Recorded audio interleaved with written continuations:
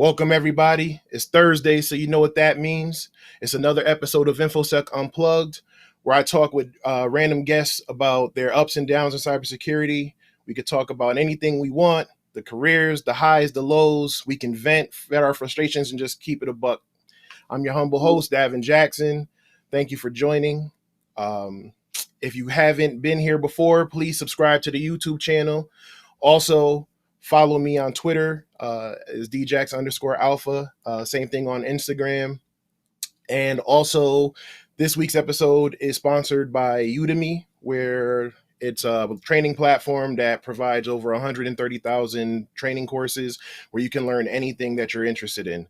So I think today is the last day of the sale. So grab a couple courses and get right for 2021. So got all of that out of the way. I'm a bit nervous, but I'm also excited. It's been a crazy week. It's been a hectic week, but y'all don't want to hear about that. Y'all are here because y'all want to talk to my guests. I have several guests here. I love what they're doing in the community. They have an upcoming conference in a couple weeks, which I will actually be taking part in. They do a lot of work helping minorities get into cybersecurity. So please take a moment and welcome the Blacks in Cybersecurity group. Okay, give me 1 second. I'm going to try to bring in everybody here. So we have Nico, Garrison, Alexandria, Michaela, and I thought there was someone else, but if they join, I'll let them in later. So welcome, everybody. How are you guys doing? Can you hear me? Hey. Yeah, we can hear you. How you doing? I'm all right. Okay, I was nervous there. I was like, oh, God, please don't tell me they're acting up. So, like I said, I might have fumbled up a little bit in introducing you guys. So why don't you take a moment all to introduce yourselves? Let's start ladies first. So Alexandra and Michaela. Okay. Whoever wants to go first. Hi, everybody. Oh, Alex, go ahead. Oh. Okay. Hey guys, my name's Alexandria Barnett, and I'm the Director of Public Relations for Blacks in Cybersecurity. Okay, who's next? I guess Michaela.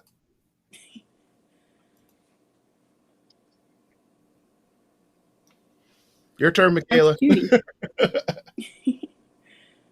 sounds like there's an issue with the connection. A little bit. I can't hear quite. Okay, let's see what's going on here. All right, so we'll get that. We'll do some troubleshooting. Let's see who's next. Garrison, how about you, sir? Hey everyone, Garrison Best. I'm the Director of Communications here at Blacks in Cyber. I look forward to talking with you guys and just spreading the big love. All right, Nico, how you doing? You're on mute, sir. Can you hear me? I can hear you now. Great. My apologies. A little technical hiccup over here. I'm Nico, aka Socks. I am the CTF and Red Team Director. All right. Okay, I'm gonna have a conversation with you. And then finally, we have Alana. Hi, can you all hear me? Yes, we can. Great. My name is Alana. I'm the Director of Operations, and I am very happy to be here. I'm happy to have you. Michaela, are you good? Michaela? Can y'all hear me? Yeah, it's still a little delayed. All right. Let's see. We're going to do this. That's all right. All right. So we're going to keep the show rolling. So again, welcome everybody. I appreciate you guys joining. I know you guys are absolutely busy. I follow you guys on social media. I'm a member in the Slack channel, so I know what's going on. But let's talk about first, for those who don't know, let's talk about how you guys got started.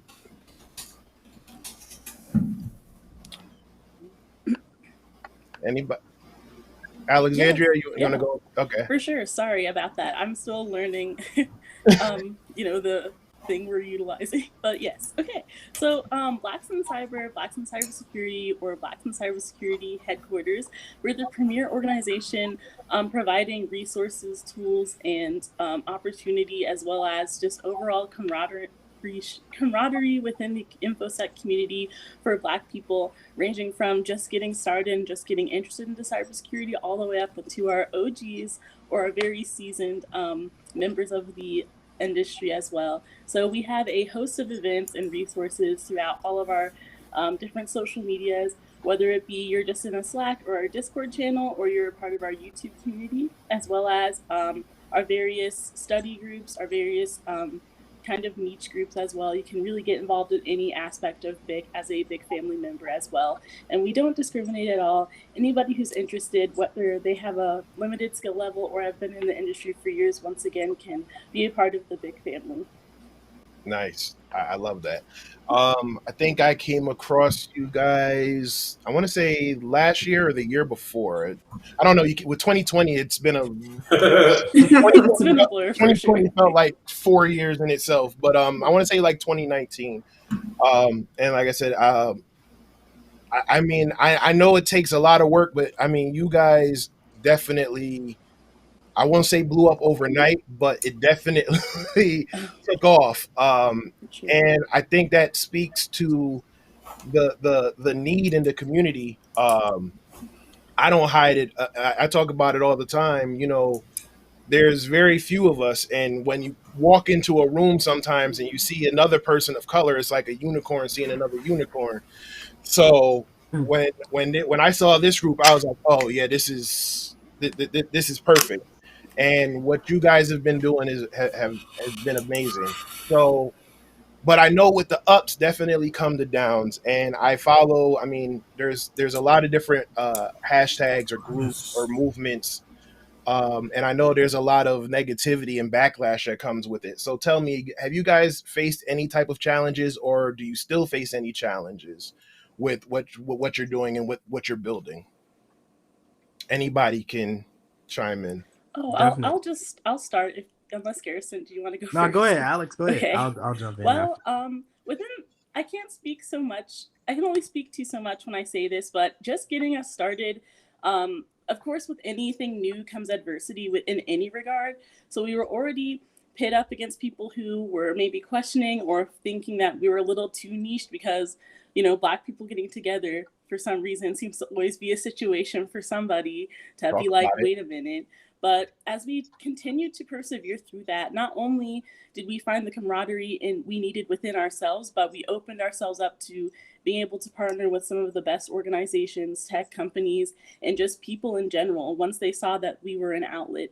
So the adversity that we faced, I believe it made us toughened up and stronger for what we will be receiving, as we are the premier organization in the community as well as conference series to do this first. I mean, we're often imitated, but definitely never duplicated in that regard. Go ahead, flex. Go ahead, flex a little. Go ahead. And that's all I had to say. I'm sure Garrison. Go ahead and flex a little. I would piggyback. I would piggyback on that to say I feel like as you're growing, it's a kind of sign of respect to kind of see like other things kind of popping up, trying to throw us off track. We've had multiple meetings as a group, just kind of saying like, what we're not here for competition or here for other organizations. We're here for the community. If the community's not getting anything out of it, then we're not doing what we're supposed to be doing. If you know what I'm saying, if we're here thinking about what's going around us and not focus on the community, our big members wouldn't be there, and now we have no organization to run. So what we try to do is focus on how we can get resources and get as much information into the community as we possibly can, hosting conferences, hosting many, seminars and everything. And now had the members and our community are getting that information, we can say, okay, now we're doing something. Because we can help one person, it changes a lot, especially with the fact that we're just trying to grow the Black community in cybersecurity. Right. Anybody else want to chime in? I'll chime in quickly. Can you all? We're definitely not the first group to try to do this. What I've actually encountered are professionals that have tried to do this before, maybe a few years ago, but they just couldn't maintain. You know, they started it, people fell off, they didn't have the content to provide, or there was just too many people and they didn't have the support system. So we're really lucky in this situation to find a really great group that works together and has created something really special. Absolutely, absolutely, and that's, you know, that's saying a lot, because I mean, it's enough to compete with everybody else, right? I think of Paris with the Black Tech Twitter hashtag and all the drama that came with just that hashtag. It wasn't even like anything yet. I mean, eventually she started something else with the Black Tech Pipeline, but I think there is room for all of us to grow. I mean, hell, there aren't a lot of us to begin with. Right. Community, so there should be room for us to bring other people in.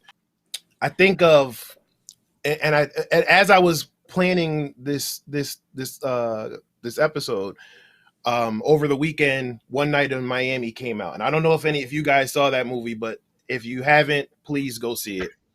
Regina King did a phenomenal job. It's on Amazon. Yes. But I can't remember the other gentleman's name who actually did the screenplay.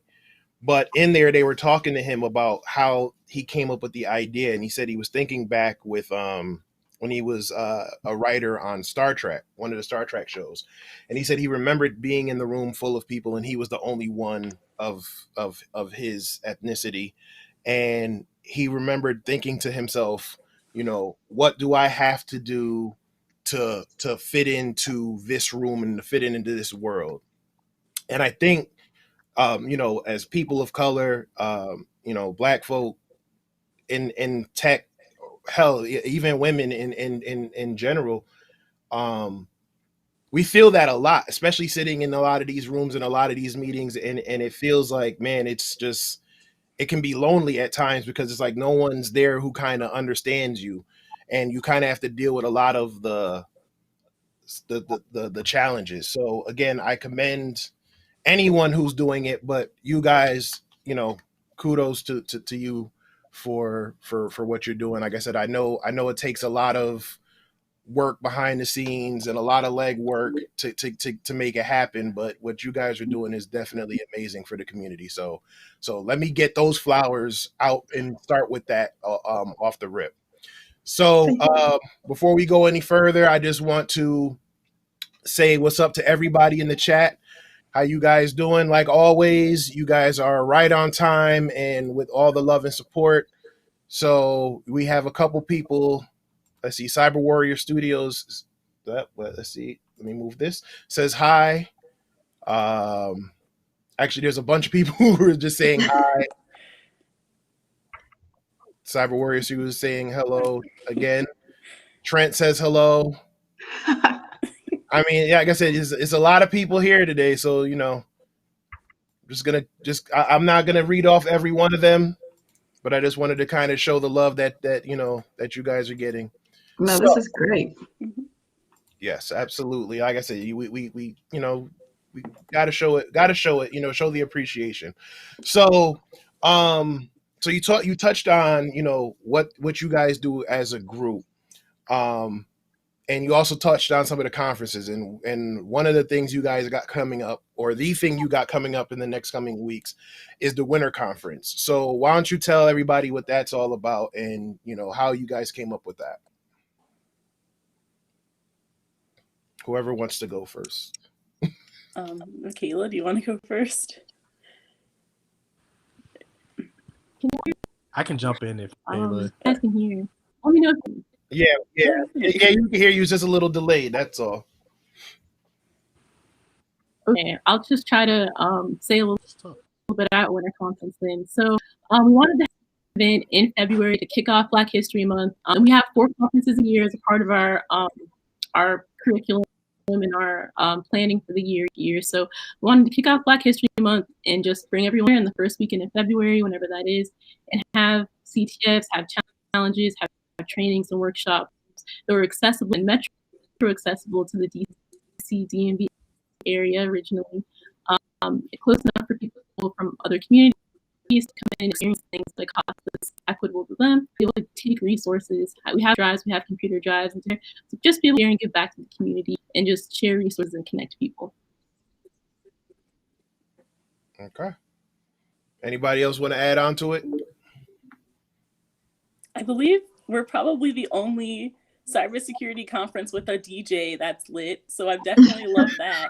I'm sorry, I just have to tell you, in public relations, like, we're iconic, let's be honest. Yeah. We are out here doing big things, incorporating all aspects of Black culture, really making it a family experience, and we're doing that virtually. Like, again, one of our best feats, we had an amazing secret con, and I know virtual con was amazing too, so we're just going to keep adding to what we've been doing virtually, getting everybody what they need. We also have a amazing amount of giveaways that will be happening every so often within the conference. We have different side quests, if you will, of different things people can do while they're taking breaks or just want to get involved and get to know everyone within the community. So I'm so excited for this conference. It's going to be so lit and lit like Vic. Okay, so I'm gonna go on record here and say that Michaela's definitely the one. Oh, I'm sorry. No, Alexandria is the one, definitely the one who talks the talk. You know, Michaela will talk about it, and then Alexandria will definitely be the one that's flexing. At least that's what I'm seeing from right. Yes, Alex does flex. Yeah. Okay, Yeah. so like Michaela's the one that's like, okay, we're gonna talk about the business, and Alex is like, nah, hold on, let me get my pitch off real quick. But I love it. I love the energy. I'm not mad at that. You're right. You nailed it. I love it, though. I love it. So you spoke on the different conferences, like the Secret Con. I actually took part in the Secret Con last year, and I loved it. Hell, it was a secret to me on who wasn't even on the panel until like the day before the event. But for those who are either on the fence about attending this conference, or this is their first conference that they're going to participate in with you guys, what can they expect? Oh, no, that's the wrong question. There we go. Everybody's messing up today. Oh, yeah. Let me jump into that one before Alex jumps in. You know, I know, but I just want to make sure. So, for newcomers, like, I can't stress this enough. Like, we wish we could have it in person and have an in-person conference, because I feel like it's more like a family feel. We're trying to just meet each other and talk about, you know, cybersecurity in all different facets. But I think for anybody that's on the fence about coming to the conference or is just new to conferences and never been to one, definitely just show up. What you're going to expect is kind of all over the place, dealing with different talks, different topics that you might not have known about, to, you know, capture the flag events and just meeting people. Like we said, like having stuff like having a DJ or just being able to chat with somebody you've never met before. These are the things that we're pushing, and we're trying to make sure that the community, regardless of where you are in the world, we're trying to bring everybody together to say, hey, you have somebody in, you know, Africa or in Europe that is out there looking for you to help out. So yeah, I definitely recommend it. And I'm always open to talk to anybody, any questions, because I've enjoyed my time being, you know, a member, even though I'm on the board and I'm one of the you know, leaders. I still participate in this stuff. It's like everybody's, because it's always about learning. This is a field about education, and you can never know too much inside. No, that's definitely a fact. I preach that all the time. I think damn near every week now. If you definitely want to get in this field, it's all about learning. Alana, do you have anything you want to add? I do. Are we not allowed to talk about the people that are going to be there? Oh, because no. We have sponsors for days. We have. Is anybody stopping me? Okay, great. We're gonna have AWS, Booz Allen. We're gonna have mock interviews, resume review, anything you need. For the most part, we're gonna have it. Okay. We're gonna have 4 CTFs. Alex, our flexer, will be doing giveaways all day long. Yes, so many giveaways, guys. I have a literal live show. We're going to be raffling vouchers for certs. Honestly, you don't want to miss this event. We're going to have everything that you need for the most part. And if we don't have it, you're going to let us know so we can provide it the next time. Yep. Okay. Nico, you good over there? I'm good. Can you see me? I can. You can hear me. So those are two great things. So when we talk about things to look forward to at any cyber conference, I think cyber conferences and cybersecurity events often come with something beautiful called a CTF. With Blacks in Cybersecurity, I believe the first year that we're going to see today or see during this time is going to definitely be the OSINT and SOC CTF being featured again. And what's going to make this a really unique experience for people who've not been able to either perform CTF, participate in CTFs, or have had their seasoned professionals. The thing that's really going to stand out is the near realness that you're going to experience, or at least what we're shooting for. There will be telephones involved. You're going to have to make some phone calls. There's some really amazing things that's going to help the everyday cybersecurity professional and those who are interested in cybersecurity get more close to what it looks like with a real-time cyber incident, or what phishing really looks like.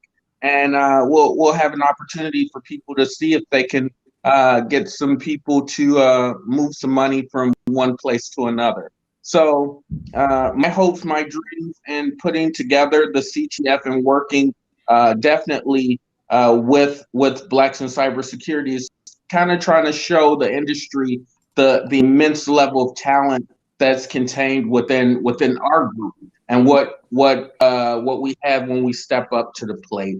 So I'd like to thank you again for your time, and I really want to encourage everyone, even if it's your first time doing a CTF, you don't even know what a capture the flag is.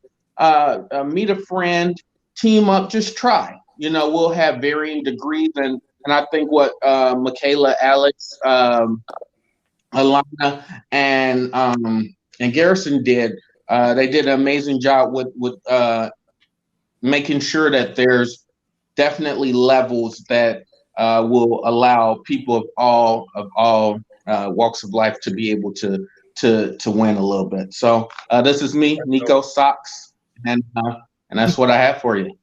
No, that's excellent. Actually, that actually answered my next question. I was going to say, so the CTFs there for varying levels of difficulty or varying levels of experience. But that's definitely great. I think that's a great opportunity for people to learn CTFs and especially OSINT stuff. A lot of people ask about that all the time. I think that's a great opportunity to learn it and learn it for good. Like, listen, don't go learning OSINT and then doing nefarious things with it. That's one of the things I get nervous about when people ask me about OSINT. But so let's see. Flex in Chief. Oh, that's so What else you want to flex on here? You go ahead. I mean, I wasn't prepared. It's nice to have this new title. Like, wow. Apparently, I'm the Chief Flex Officer. I've been now dubbed that. I'll add it to my big bomber. I did see some people were interested in our merch, and we have the flyest merch in InfoSec. So definitely check us out on our website. Yes, period. Like, I really don't see anybody else sponsoring us. But as we digress. There we definitely go. check in our merch. We have awesome stuff. Socks. Okay, here we go. Look. Yes, the big bombers. Okay, so I'm definitely gonna need one of those with them patches. Mm-hmm.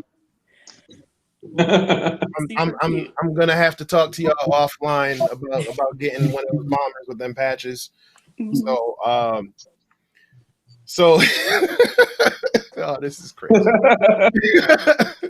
So, one of the things that I really wanted to focus on in 2021 is to really ramp up the efforts in trying to get more people of color, more women, more kids into cybersecurity. And like it's definitely been a passion of mine since I was working in the school systems. I don't know if you guys saw the episode last week that I had with Dwayne Dunstan, but we talked about different things about getting kids involved. But like I said, it's really something that I want to push forward, especially people in urban communities and low income communities, because I want to get rid of the stigma that we all may have dealt with growing up in the hood, where it was just like there was only a few ways to actually be successful, right? It was either Mhm. being good at sports, being some type of celebrity, showing your ass on social media, or selling drugs, right? And I want to show that you can actually do something that is really fun to do. Yes, the work is hard, but you can actually make a good lifestyle for it. So in your journey and everything that you're doing with the big group, how do you think we could get more people of color and more women into cybersecurity? It's going to be a two-part question, but let's start with people of color and women, and then we'll talk about kids. For me, it's two words. It's exposure and representation. So that's Alana speaking. Okay. we have to show the kids what they can do. And what Vic does, we try to get trainers, we try to get our speakers that look like us. So then when they see that, oh, she looks like me or he looks like me, I can grow up and be that person. I'm sure several people watched the inauguration yesterday and saw Miss Amanda Gorman, right? 22 years old. And I'm sure there are little girls saying, okay, I think maybe I can write poetry. I can spend time and be successful in that. So if we do the same thing and show the little girls or show women that you can be successful, there are other people that have done it, and not only can you do it, but there are people here to help you, I think we can really increase the numbers there that way. No, absolutely. And I mean, and you think the same thing with people of color and women in general? In my opinion, yes. I'm sure there's more things that can be done, but I think that's the first step, is just seeing people that look like you, and trying to get young people, not even just women, but young people, and seeing that as a single mother or whatever field you're coming from, you can change careers and still be successful in cybersecurity. We've met several teachers who are not teaching now because of COVID, or even before COVID hit, to say, you know what, this is not the lane I want to be in anymore. And how do I change lanes? And then they did it successfully. So Right. just representation. No, absolutely. I'm sorry, go ahead. No, I was just going to say I agree with that 100%. One thing I always say when we're in meetings with, different organizations, that, Black Center is, run by women. I kind of happen to be there and kind of just at the meetings, but they do a great job, and these are really strong women in the industry and just all around. And I take a lot of information and tips from them, and I think that just seeing stuff like how BIC was started and where it is now can show a Black female or a person of color, or a female in general, hey, look, I just need to say I see something that needs to be fixed, so I have a solution for it, and let me go ahead and jump in this space. So just having that determination to say, hey, I want to make a difference, and I want to do something. I'm gonna get into this industry, even if they want me or not. They're gonna have to take it. So and you touched on something that we should have said in the beginning. Yes, that we do need to recognize that this is minority owned and women owned. So I need to. Okay. So I'll flex that for you, Alex. Don't worry. Thanks, appreciate it. So, may I jump in? Oh, absolutely. One of the things that I saw that was very I mean, pretty encouraged. One of the things in my background, I was in the educational space. So working with inner city youth, getting excited about showing pipelines from different opportunities that exist. And in that vein, in that wanting to go back and participate and give back to my community, I was introduced to both Michaela and Alex, and there was an opportunity that grew from there where I could take my passion and my capability for educating young people and getting people more exposed to kind of the red team aspect or the hackery aspect into something that's a viable opportunity or something that can translate from something that's a hobby, something that, you find a lot of young men that like to tinker. Well, guess what? Tinkering is the new shop class of this millennium. So where young men were out there learning how to fix cars, wood shop, traditional blue collar things, those skill sets and those innate abilities weren't lost. They actually translated, in my opinion, into the maker space.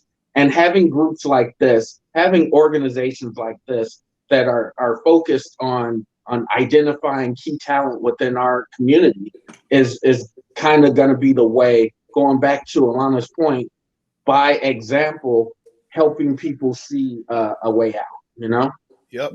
And to your point about being a tinkerer, I mean that's me. that was me. Like I about it all the time coming up. My grandmother used to let me take anything I wanted apart, as long as by 5 o'clock when my father came to get me, it was put back together, or I'd have to suffer the consequences. So, and if it was working when I took it apart, it better be working when I put it back together. So, Absolutely. that was a big motivation, because I didn't like upsetting my grandmother. I didn't want to upset that Jamaican woman. And, but yeah, but that you're absolutely right. The tinkerers of yesterday now, that can translate into this type of career. Honestly, a lot of things can translate into that career, which I don't want to give away too much, but which leads me to my point about getting kids interested in cybersecurity. Um, I'm actually, like I said, I'm giving a talk at the conference, and I'm not gonna front though. When I first saw the talk and I saw Xavier and I saw Taylor and I saw everybody, I was like, man, everybody's bringing their A game, and here I am talking about video games. But but I still think it's a meaningful talk. It's a good talk. And I actually came up with it while sitting in my son's esports class practice. So down here in Georgia, they actually do they're doing like esports, almost like middle school and high school sports. And they're actually grooming them, because they're actually giving away college scholarships to play video games, which upsets me, because my mother always told me that video games would never get me anywhere in life. And now you can go to school on a full ride to play Fortnite. Some bullshit, but whatever. It'll rot your mind. It'll rot And your you like mind. Caribbean parents too? Yeah, no way. Right? I mean, I'm not hating a little, but as I was sitting in there, and I'm listening to the coach tell them what to do as they, they get on the course and they start looking around and grabbing their weapons and everything. I started coming up with, like, man, this sounds a lot like when you're doing a pen testing assessment. And that's how I came up with that idea. So again, I don't want to spoil it, because I want to make sure everybody's there to see it. But I say that to say that with kids, I feel like is very similar to what Alana was saying about, showing leading by example, and showing the representation. But I also think with kids it's a little bit different, where you kind of have to almost like speak their language. So what tips do you guys have for getting kids involved? Because like I said, I'm trying, assuming COVID lets up, like I want to start up a little group. I want to get kids in there. Like I want to start from the ground up. Like I want them to build their own PC and then learn the basics and then get into the fun stuff. But I want them to kind of own every aspect of it, because if they build it, they'll learn to respect it like it's their baby. But what tips could any of you share about how you would try to get kids interested in cyber?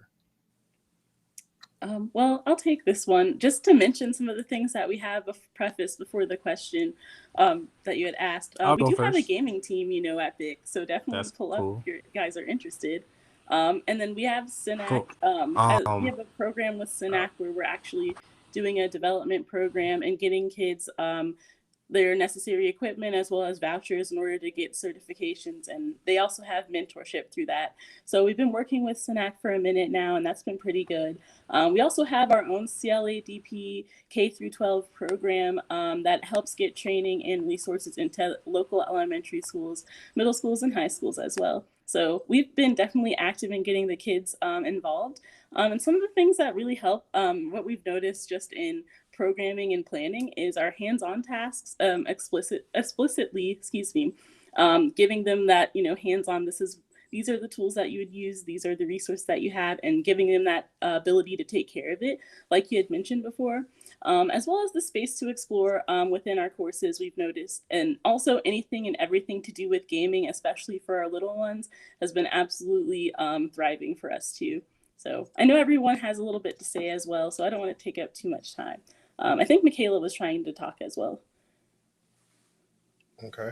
Michaela, you have something you wanted to add? Y'all hear me? Oh. Mm-hmm. Okay.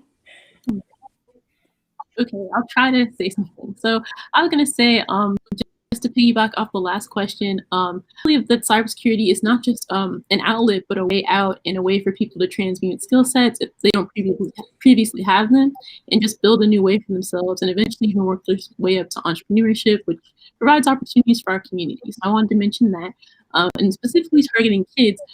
We definitely, again, we like to gamify. We like to make things culturally relevant.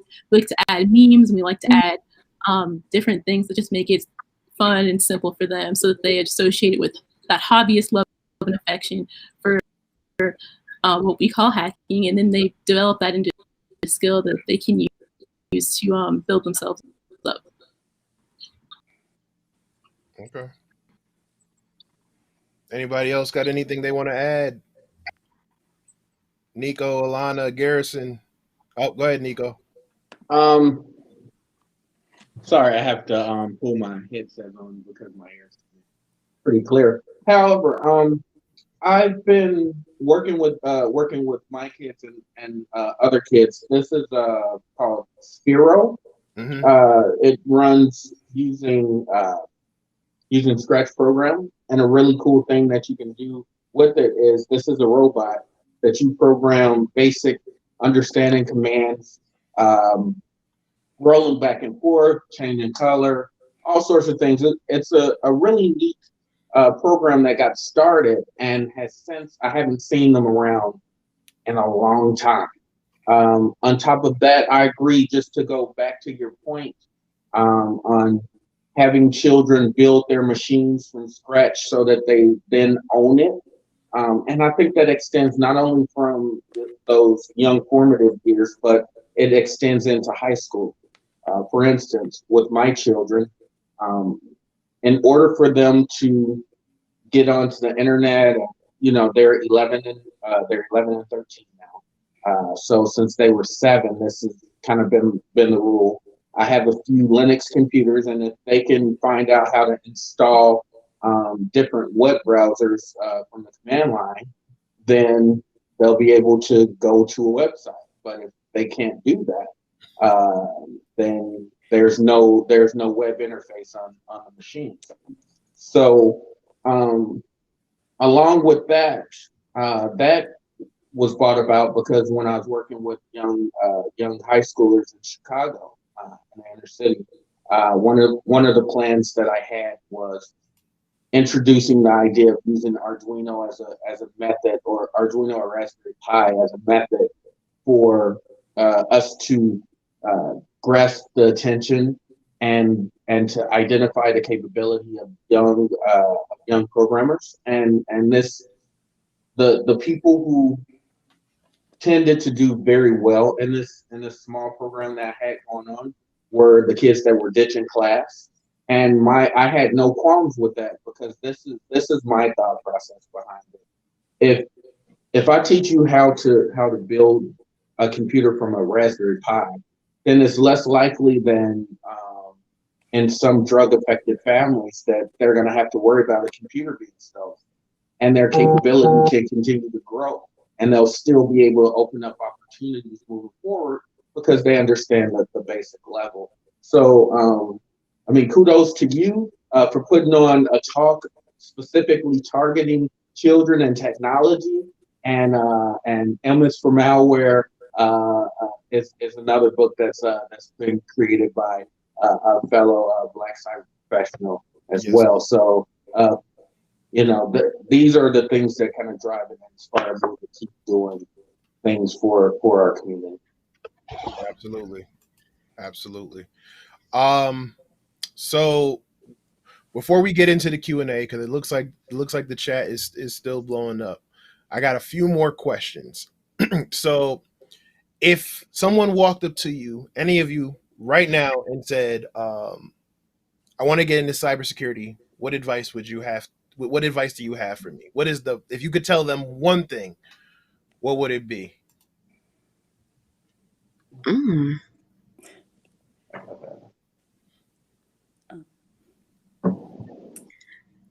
Go ahead. Gary should. I'd tell them that it's not easy, that persistence will beat natural talent any day. And I know that's really cliche, but the sexiness of popping a box or defending an enterprise network against Abu Bad Guy is not something that comes easy. It's from people being able to be resourceful and stay determined. So that's what I'd say. It's not easy. Just commit, and you'll get there. And have patience with yourself. Okay. Garrison, what about you? For me, I would say find something that relates to you. Cybersecurity is such a big industry, and there's so many ways of getting into it. So finding something that you feel like you can connect with, know that you feel comfortable with coming to work to do every day. So making it fun. Work should be fun. It should be. Yeah, what lies are you telling here? It should be. Now, it's not always fun. Go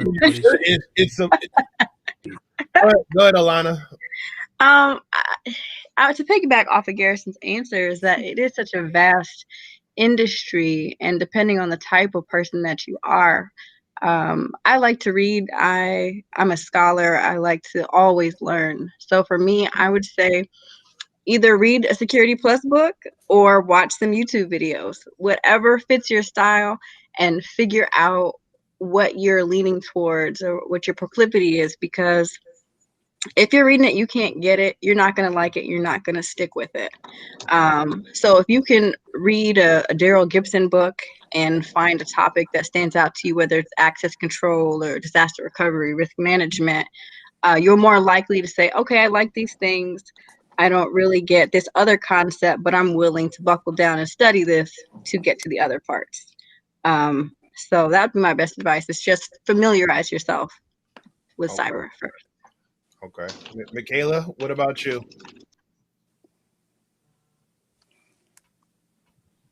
I hope y'all can hear me. So yeah, one thing I would say would be whatever you're interested in, whatever piques your interest, just get hands-on with it. Like starting a home lab, starting a blog, or researching. I would say the number one thing would be to familiarize yourself with the vocabulary, what you're interested in, and then just get hands-on and get straight to it. Okay. All right, Flex in Chief. If somebody asked me what to do about cyber, I would say me too, girl. Like, I don't know. Oh, I'm just kidding. I was enveloped by this community. I was supported and loved with this community, just being like, hey, I literally know nothing. And my latest project has been restoring my old iMac Duchess on my LinkedIn blog. And everyone has been so supportive, from me literally not even knowing what to do, what I would even do, or what a motherboard was, to like being able to get the resources to like actually understand what's inside of there and then restore it on top of that. So just being receptive. I know like the worst thing to do, like especially would in this situation, would be like, you know, I just do this, why would I be interested in that? But how could I serve this community without actually knowing anything about it or even trying my best? So I'm working towards my little A+ cert, y'all, you know, one day at a time, just out You're gonna here get doing it. my best. Thank you so much. But Hey, seriously, I just say look for the resources and the support, and that'll help you the most. okay.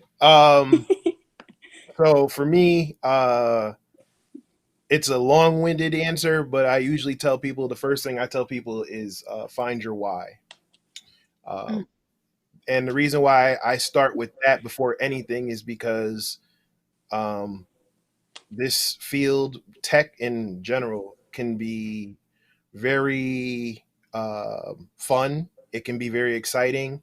It can come with all the spoils and all the riches of being successful, but then it can also be lonely. It can be depressing. It can be frustrating. I can't tell you how many times I've walked away from this field. Shit, I think I walked away like 3 times last year. Mm. um, but the why is what keeps you going when nothing else does, right? The why keeps you going when, to Alana's point, when you're reading something and you just can't understand it. The why keeps you going when you're trying to figure out how a motherboard works and you're like, okay, what are these blinking lights over here? Screw this, I'm just going to buy another one. You know, the why keeps you when you're dealing with the negativity and the BS.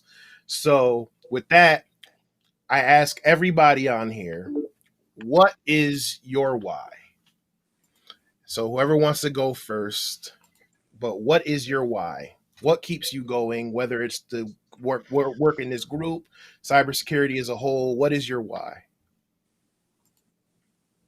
There's always something new.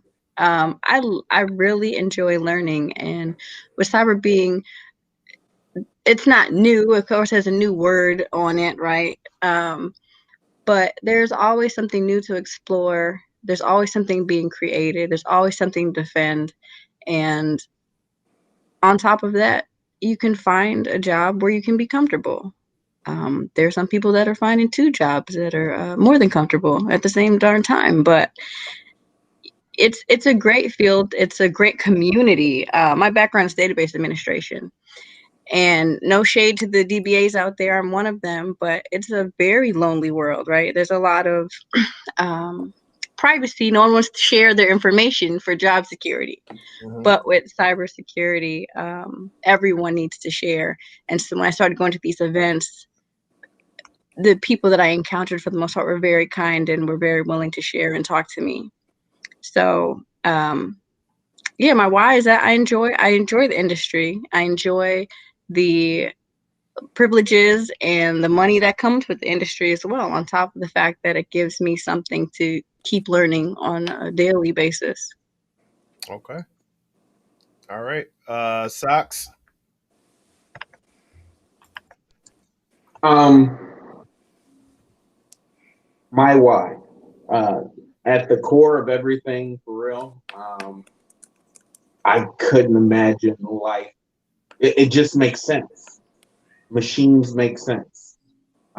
They break and they don't function because I did something to them, or or it's waiting for something to occur in order to move forward. I mean, computers are beautiful. It's seriously like it's the one thing in the world that makes the most sense to me, because when you want to make something amazing happen, you can.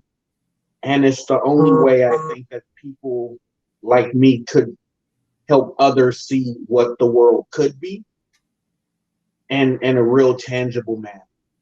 Mm. So for me, it's like looking at the challenges. It's always hard, and that's the why I just I'm still in love with computers and what they do. Well said, sir. Garrison, it's on you. My answer is not going to be that great. I'm in it. My why is the people. I enjoy the people and the knowledge that I get from cybersecurity and being a part of this organization. You know, that's my big. That's what I do. Go to sleep thinking about mentoring and giving back. If I can help one person or learn something and give that information to somebody else so they can advance their career, then that's what I want to do. So the people probably my why. Okay, that's dope. All right, and then last but not least, our two owners. Um, Shall we flex first or shall we go business? I think I'll go first. Michaela, do you want to go first?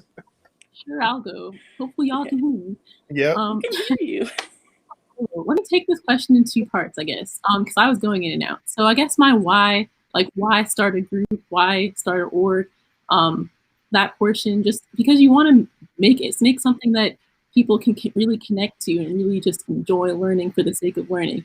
Our focus is more on getting those hands-on skills, but also just connecting with something you're passionate about.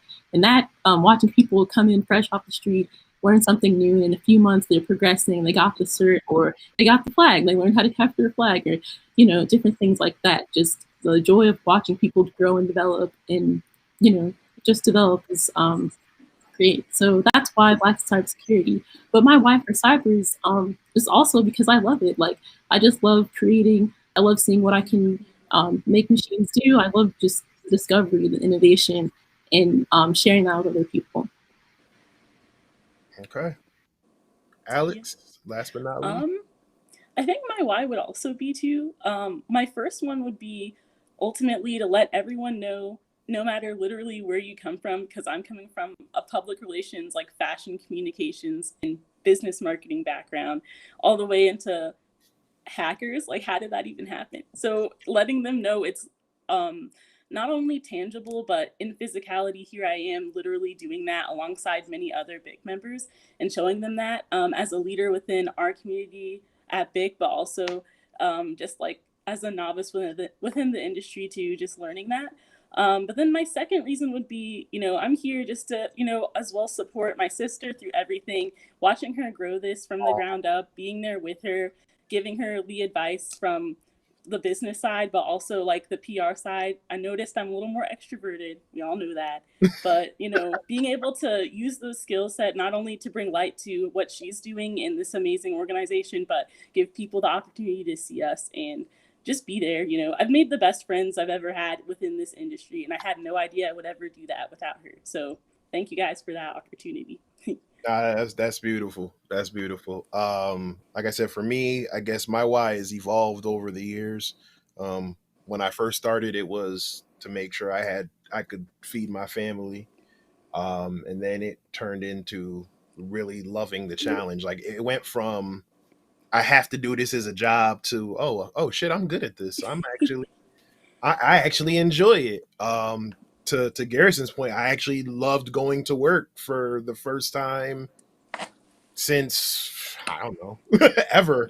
Um, and then in the last, like I said, year and a half, it's evolved into okay, my family. I mean, my family is straight. My wife is doing well with her business. My kids are good, and now I want to open the door for other people, and show them that I still have. Uh, this is my very first. This was the laptop and I said like my laptop was probably that laptop changed my life, right? And to Nico's point, where where also all your points where you love it, but it can literally change your life for the better if you do it the right way. So now my why is to, open those doors that were definitely weren't open for me in the beginning, or weren't as easy to go through, but now I want to prop it open for the next generation and the next group of people who are looking to do it. And I think you guys are doing an amazing job at doing the same thing. So again, I thank you guys for coming on the show, sharing your knowledge, everything that you're doing. Like I said, I know it's not easy. I know, you know, starting from basically coming from the mud and building up into something now, it takes hard work. But that is a testament to your passion, your dedication, and your love for, you know, for the people and for this thing we call cybersecurity. So kudos to you. And now, before we get into the Q&A, I'm gonna bring this one to the Flex in Chief. Where can they find you? How can they find you? Where can they get merch? Go off. For sure. Okay, y'all, you can definitely find us at www.blacksandcyberconf.com. Our IG, Twitter, we're out here on YouTube, so definitely subscribe. Subscribe to both of us, you know. Our Instagram, Black and Cyberconf, you'll see us. We have Twitch as well. I've just been reminded, so definitely pull up there as well for our stuff for the conference, as well as seeing us going live. We're everywhere, you know, period. So come through. And our DJ, you know, he's lit too, so pull up. Yes, DJ Roma. Yeah, shout out to DJ Roma. All right, so let's see. So guys, don't go anywhere just yet. We're gonna get into the Q&A. So we're gonna catch up to this chat. Woo! They love y'all tonight. Let's see where we left off. I'm not even gonna try to pronounce that one, but I don't want to butcher it. But good afternoon. This is what I needed today. Thank you. Thank you for joining. Please subscribe to the channel. Subscribe to the Black Cyber group. Subscribe to everything. Just E Brown says hello. Hey, sis, how you doing? Ayana gives a little wave emoji. Let's see. L Style says hello. Emmanuel says hello, watching from Dublin, Ireland. Wow. Salute. I appreciate it. Whether you're here for me or you're here for them, I don't care. Thank you for being here. Let's see. Soldier Time says, this is great. Thank you. This is great what you guys are doing. Thank you. Marvin Jefferson. Maddox says, how do we join? I think Michaela and Alex touched on that just now. Yeah, just they also recently show some merch. Oh, more merch. Yeah, we listen. Y'all more. Go ahead. See, look. Michaela got a shirt Michaela on. has the merch. Michaela Garrison show us got the a shirt merch. on. Okay, merch. Maddox says, talk about the vouchers. Listen, the CompTIA, the vouchers, okay, they just have to be a big family member and let us know that they need one. And that's about it. So definitely join us if you haven't already, or reach out to any of our leaders. You can DM us and we can point you in the right direction. All right. Soldier Time says he needs to get in as well. Soldier Time says, shout out to Nico. Daryl Banks says, can't wait to put them plaques on my wall. Oh, listen, put in the work, sir. It's not that hard. Maddox says, talk about some blue team work. You guys got blue team stuff going on at the conference? So there's a big discrepancy that exists in the world where they say that there's a separation between blue team and red team. I'd like to change the conversation and help people understand that red team operations within the organization is actually blue team being leveraged in a way that allows better visibility on the issues that exist within your corporate structure or your defensive posture, because it's focused toward improving security, not just owning boxes and then stealing PII and selling it to the best to the highest leader. So I would say that CTFing is a practice in understanding what your adversary might be looking at to make you a little stronger as a blue teamer. Well, I think coming from a red team perspective, I think an effective red teamer should also work at building up the blue team, right? For example, Absolutely. if you're gonna write, like for example, if you write the report, you shouldn't just write how you exploited it. You should write what the vulnerability was, why that vulnerability is there, and what they can do to prevent that vulnerability from being exploited. And I think one hand washes the other. So a successful red team engagement should help strengthen the blue team, and a strong blue team challenges the red team to find new ways to gain access. It should just be that cycle. There's always so much, you know, red versus blue, you know, one side versus the other, pen testers versus sysadmins, and all of that. And I tend to tell people on engagements, listen, I'm here to help. Because if I don't do it and write it up, someone else is going to do it, and y'all going to be out of a job. So don't get in my way. Obviously, I'm not going to write the report to embarrass you. I'm not here to embarrass you. I'm here to just show you what you need to work on or what you may have missed. Because listen, sysadmin work isn't easy. There's a lot of little quick, I'm just going to, inherently trust this, or new servers being spun up and not being hardened and all of that. So I definitely think, like I said, one hand washes the other. I think with the integration of purple teaming, I think that should help also close that gap and make and basically force them to work together. That's just my take on it. Let's see. Anonymous, man, listen, I would tell them go forth and hack the planet.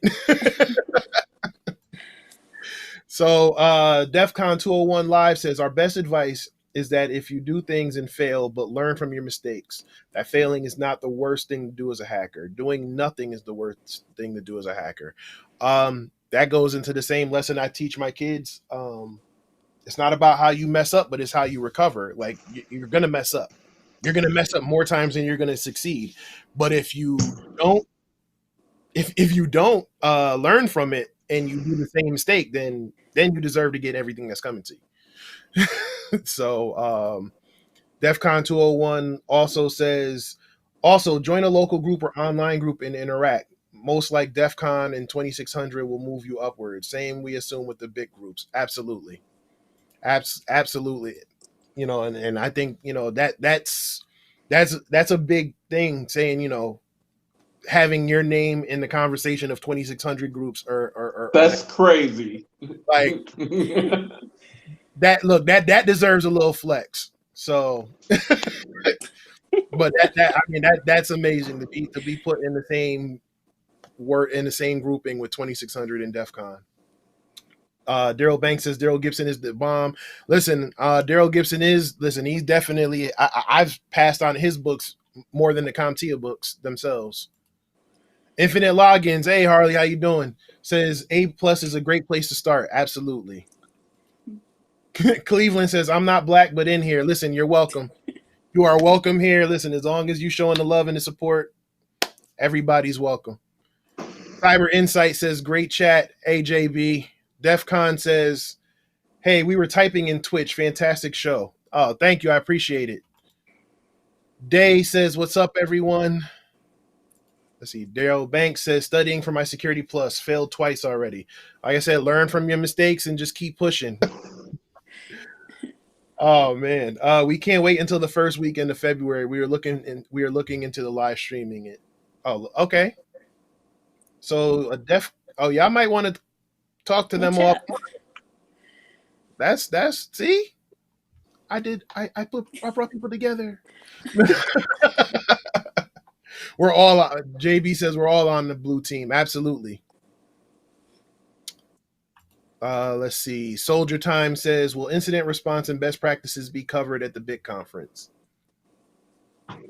Listen, y'all, that's for y'all, because I just saw y'all actually release a bunch of more talks, so I don't even know all the talks. What did you say? Will incident response or best practices be covered at the conference? Oh, okay. Michaela, I don't know if you were talking. I'm trying to. Go ahead. I would say you have to wait and see. Each track has a different color and theme, so definitely pay attention to our information drops daily. But we are definitely trying to expand the full spectrum of cyber and make sure each section is highlighted to some degree. Okay. Stay tuned. See? That's how they get you hooked. Infinite Login says, don't give up. You'll get that cert. I'm assuming he's talking to Daryl. See, we show love and support in the chat. That's why you guys should subscribe and tune in every Thursday. CW InfoSec says, I felt socks why deeply and personally. You touching people out here, socks. What's y'all You complete me. Has anyone looked into INE free certifications? I have not. But I mean, I hear they're pretty good, especially that since now they run the eLearn stuff. So if they're free, go check them out. Hey, free don't hurt. What's your favorite discipline in cybersecurity? For i.e. encryption, networking, pen testing, what type, etc. I'm biased, so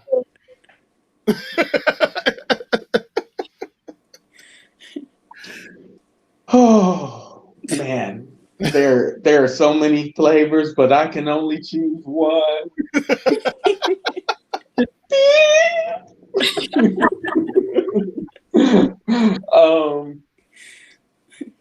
So I do like defense, and I like the idea that people believe about pen testing, but hardware reverse engineering or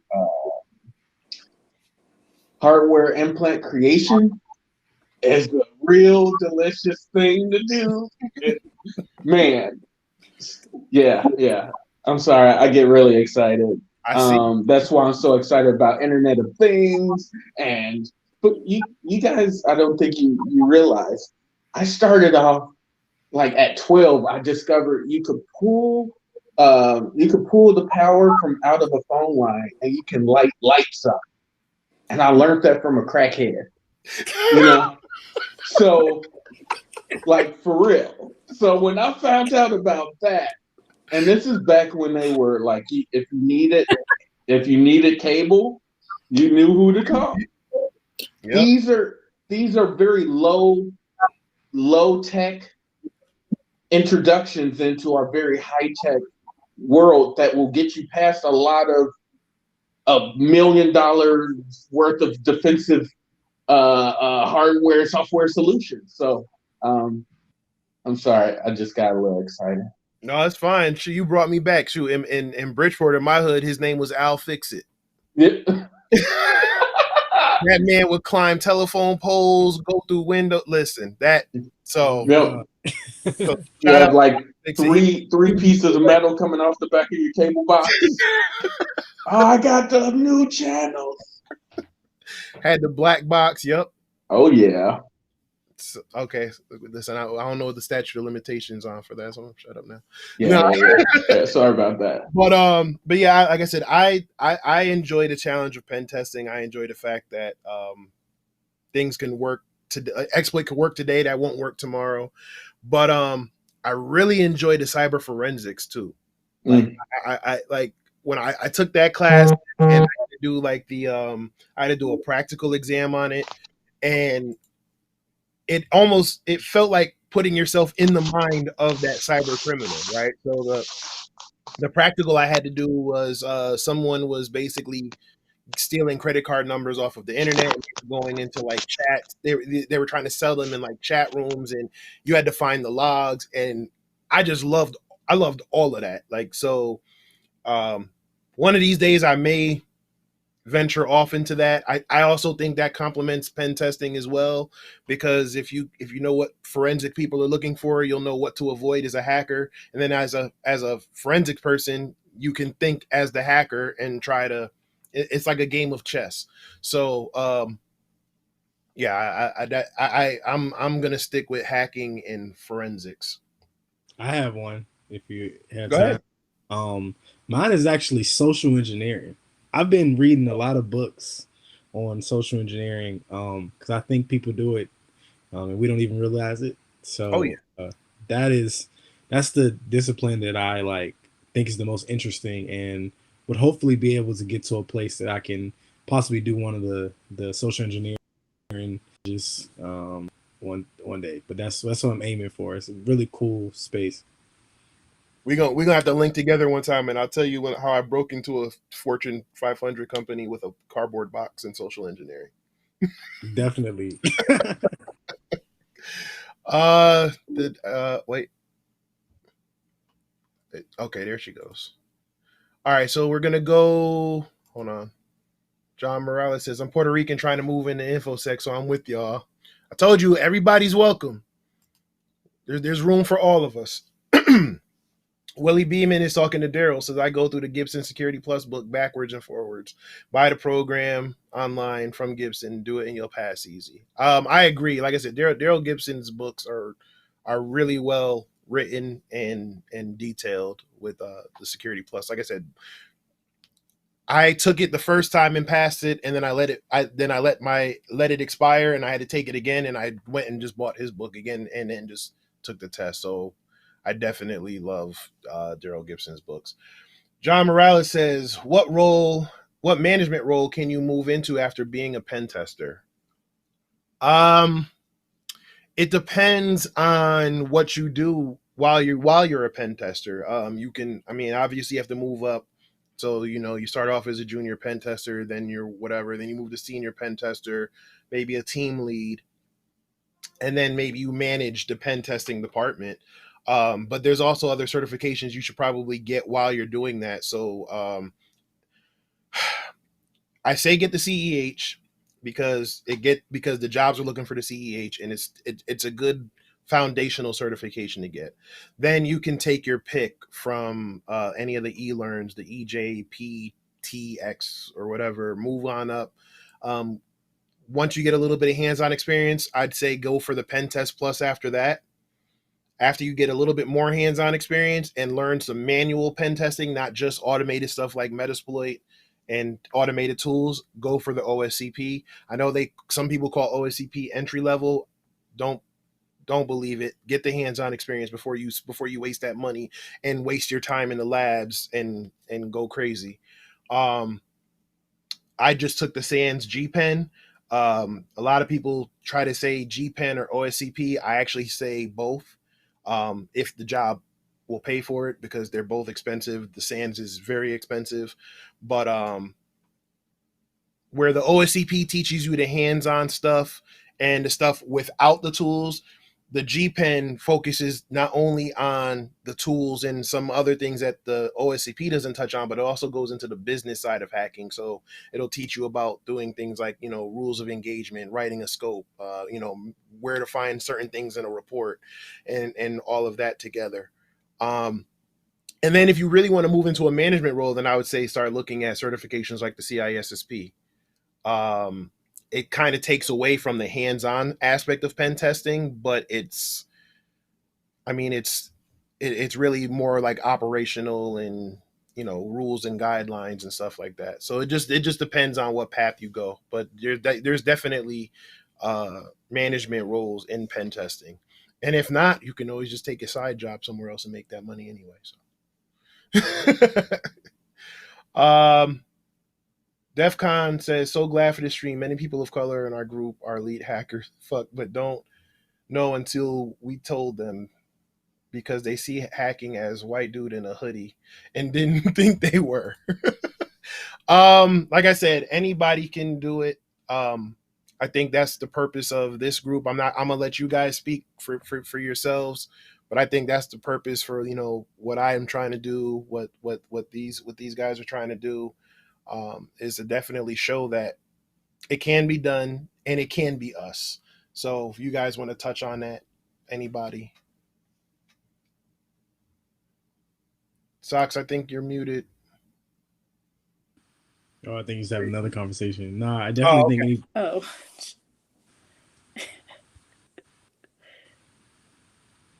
Okay, yeah, one of y'all go. I'll go. I agree 100%. I'll jump in after you. I agree 100% that anybody can do it. It's you just gotta push and want it. This cybersecurity is a want game. You're not gonna learn from just sitting around. You're gonna have to do some stuff, get some hands on, or read a book. That's the biggest part of it. It's a never ending cycle of learning. Okay, Nico. So, with regard to what you were just talking about the presence of, or what the traditional perspective of a hacker is, right? That's kind of what drove me into really getting amped about the Blacks in Cyber pro team or pro hacking team, is because I'd grown blue teamers. I had grown blue teams, red teams, had competed on collegiate levels and different levels, and I hadn't seen a 100% all black team.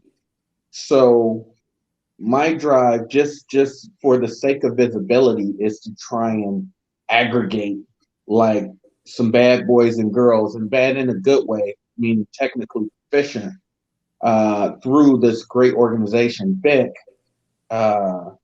in an effort to show, yeah, okay, this is what we bring into the party, and we can do this, and we're just as capable. And unfortunately, those are obstacles that we have to face. I in my personal life, my private life, my military life, have always had to recognize the difference of perspective that people may have when I walk into a room. So the biggest thing that I have to aid me in navigating those environments is my reputation, and ensuring that that when I step out and I say that I can do a thing, that I can do a thing, and not do a thing with help. I mean, I have full understanding and command of that part of the craft. And because unfortunately in our walk of life, and growing up in the hood and becoming what I am now, there's very little space for mistakes or for mix-ups. People may let you show up to the job site late once. You probably don't want to burn that once, or they'll let you kind of mess up and stumble once. But when you come out, just be prepared to show the full robustness of your capability. Well said. Ladies.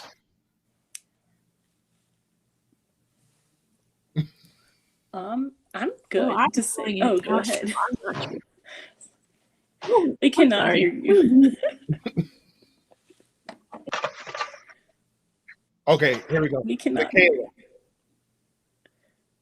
She's talking, but we can't hear her. Oh yeah, it was a little. Can you hear me now? Yes. Yeah, we can hear you now. Okay, so I'm sorry, I was coming in and out. So can we rephrase? Oh, jeez. Oh, we were talking about the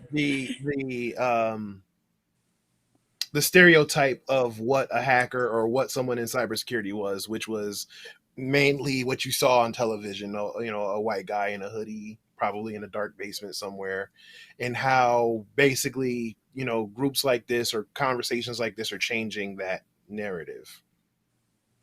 Definitely. I mean, I always think, like, even from growing up and watching people make something out of nothing, like, Black people are natural hackers. Like, we just heard Socks' story about the crash who taught him a very important life lesson. Like, we've been thinking in this way abstractly to make things work. Even with our disadvantages and the things and resources we haven't had access to, we've been able to make a way out of nothing. So now we can bridge real resources with people who already have that mindset in them to grind and make it through. The sky's the limit. So I definitely think we're changing that, not only with our skill building and our programs and our community, we're also changing it with our iconography as well. So we definitely have to bring it with with representation and the cool swag and things that just look like us and help embody what we stand for as an organization. So I sensed a little flex in there. Ooh, Michaela. I Flexing. All right, bring Seated. bring it home, Alex. I mean, I definitely don't think I have the experience, I could say, because I mean, I'm still pretty new, but all I can really say here is representation matters. And I can go back to this not only because we have the flyest merchant InfoSec, but really because we take time to design it and make them look like who we are, which is like icons. So yeah, it's pretty fun with that. But seriously, the representation, like being a part of this industry and seeing how many people we have been able to bring into the community, like from the little kids who are just like, oh, girls in cyber, I'm a girl, I want to be in cyber now. And the little kids who absolutely love seeing all of our little animations and our themes for the different conferences because it's relative to them. But also people who are like, hey, I'm looking for a career change and I'm so new to this. And I'm like, same. So they're able to help us, or we're able to help them, and they're able to be a part of our community as well. So representation definitely matters. Absolutely. Let's see. We're gonna get to a couple questions and then we're gonna wrap up. Let's see. Says H by H says, I knew you would choose pen testing. Shout out to Nico. I'm a teacher as well. Thank you for doing this in the awesome discourse. Again, thank you for joining and rocking out with us. Let's see. Marvin says, I'm not sure if it was already said, but does BIC provide security services to businesses? Ooh. Yeah, we were just talking about that. Interesting. Michaela can talk about that. Working on it. Okay, well, so there you go. You're working on it. Let's see. Lionel McCrory says, what's the toughest challenge you faced working as a Black person in the cybersecurity field? I think we touched on this earlier, so I don't want to revisit because I know we're a little over time. But anything else? How can I put this? Whatever you face in your career, we have that too, and then and then some. Always basically trying to feel like you need to fight to prove you have a right to exist in this field. I'll just leave it at that. If anybody has a quick answer for that. I'm good. Everybody's good? Okay. And then finally, Ayana says, when you say manual pen testing, do you mean creating your own scripts and tools? You can create your own scripts, not necessarily your own tools, but rather, when I say manual pen testing, I talk about actually finding the exploit and maybe having to change the exploit to make it work for you, as opposed to just finding the exploit in Metasploit. Or not relying on a vulnerability scanner. So you can run the vulnerability scanner and says, hey, this is vulnerable, but you also want to make sure that it's not a false positive. So you want to know what tools to use, maybe run an Nmap scan or a netcat or something to just make sure that, okay, yeah, it is running this version is vulnerable to this exploit. That's what I mean by manual pen testing. Okay, so that is the end of another successful episode. I thank everyone for joining. I thank my guests, Michaela, Alexandria, Garrison, Nico, and Alana. She had to drop off, but thank you all for joining and, again, taking time out of your busy schedule. I know you could be doing 100 different things, so to take some time to come talk to me, I definitely appreciate it. For those who, again, are new, you can subscribe to the YouTube channel, youtube.com/C Alpha Cybersecurity. And also, if you want to support, you can buy me a coffee. I'm not going to drink that much coffee, but basically, it's like $5. It could be as low as $5 or whatever it is. If you want to support, I appreciate it. I'm working on kind of upgrading the basement a little bit more, probably getting another rig because this one's dying a slow death on me. But again, I appreciate all the love and support. I appreciate all of you guys for joining. I appreciate everybody in the chat. You know what, Alexandria, go ahead and flex a little and to close out the show. Okay, well, thank you guys so much for having us.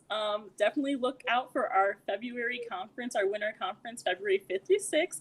If you want to look for more stuff from BIC, you can see us on Instagram, Twitter, and even Clubhouse. So pull up to our parties. We usually have a Clubhouse room on Wednesdays or Thursdays, and you may even get some free tickets. So definitely look into looking at us there. And our Twitter as well, I said, Instagram, our website, and the flyest merch on InfoSec on Teespring. So yeah. Boom, there you go. Y'all have a good night. Enjoy the rest of your week, everybody. You guys take care. Thank you and good night. Bye. Thank you. Where are we at? There we go.